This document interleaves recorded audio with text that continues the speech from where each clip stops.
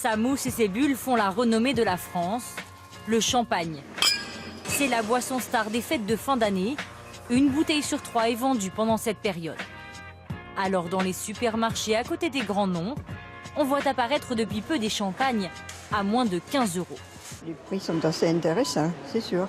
Vraiment, il est très très bon. Alors j'en ai essayé pas mal et des marques aussi assez hautes, on va dire. Alors celui-ci, il est exceptionnel. Comment sont produits ces champagnes? Que valent-ils réellement? Au nord de Reims, Benoît Barizet, vigneron indépendant, fabrique chaque année 25 000 bouteilles de champagne. Ici, on est sur une parcelle de chardonnay, voilà. Sur Cormicy, on exploite à peu près 2 hectares. Ces bouteilles sont vendues sans intermédiaire. La moins chère est à 13,60 €. Ce qui fait la différence de prix, c'est que nous, on a nos vignes, on est propriétaire de nos vignes, donc on n'a déjà pas la matière première à acheter. Et ensuite, ce qui fait l'autre différence, c'est qu'on ne fait pas de publicité. Nous, on travaille avec du bouche à oreille essentiellement. Pour commercialiser une bouteille à moins de 15 €, le vigneron joue aussi sur le temps de maturation. 5 ans de vieillissement pour les bouteilles les plus chères, seulement 1 an et demi pour les bouteilles à 13,60 €, ce qui permet d'écouler les stocks plus rapidement. On s'oblige à faire des roulements plus rapides, forcément, financièrement parlant. Un stock de bouteilles, de 17 000 bouteilles, a un coût forcément pour des structures comme les nôtres. Donc il faut jouer là-dessus. L'autre élément important dans le prix du champagne, c'est tout simplement la qualité du terroir. Certaines parcelles, comme ici, sont classées grand cru ou premier cru. Et cette appellation, c'est un petit peu la réputation du raisin qui va permettre de le vendre plus ou moins cher. Pour les terrains classés grand cru en rouge sur la carte, le kilo avoisine les 7 €. Pour les vignes premier cru en orange, c'est autour de 6,50 €. Les autres parcelles, elles, ont un prix fixe à 6 € le kilo. Pour faire descendre encore plus le prix de la bouteille, les grandes enseignes ont une dernière carte.